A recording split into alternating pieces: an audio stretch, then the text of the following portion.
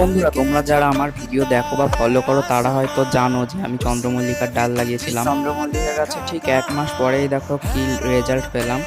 একদম শিকড় বেরিয়ে গেছে, দেখো কত সুন্দর। নিজের বাড়িতে যদি চন্দ্রমল্লিকা গাছ একটা থাকে তার থেকে কিন্তু অনেক চারা তৈরি করে নিতে পারবে, সামনের বছর কিন্তু অনেক ফুল দেবে। তো দেখো আমি বেশ কয়েকটা তুলে তুলে দেখছি যে শিকড় বেরিয়েছে কিনা। দেখো এটাতেও হালকা শিকড় বেরিয়েছে। তাই তোমাদের যাদের বাড়িতে চন্দ্রমল্লিকা গাছ আছে তোমরা এরকম ডাল কাটিং করে বালিতে বসিয়ে দিতে পারো, চারা কিন্তু একদম রেডি হয়ে যাবে। এখানে কিন্তু দুটো ভ্যারাইটির চন্দ্রমল্লিকার ডাল লাগিয়েছিলাম, তো দুটোই কিন্তু সাকসেস হয়েছে। এই মাসটাই কিন্তু চন্দ্রমল্লিকা গাছের ডাল কাটিং এর টাইম। কিছুদিন পরেই চারাগুলো তুলে অন্য জায়গায় লাগিয়ে দেবো। তারপর আমার আর যে গাছগুলো আছে চন্দ্রমল্লিকা সেইগুলোর ডাল থেকেও কাটিং করে আবার লাগাবো, যাতে পরের বছর অনেকগুলো গাছের থেকে ফুল পেতে পারি। আর চন্দ্রমল্লিকা গাছ কিনতে হবে না শীতের সময়। তো দেখো ডাল কাটিং এর ঠিক 1 মাসের মধ্যেই কিন্তু শিকড় বেরিয়ে গেছে। বেশ কয়েকটা তুলে দেখলাম, কিছুটাই অল্প শিকড় বেরিয়েছে আর কিছু তো অনেক শিকড় বেরিয়ে গেছে।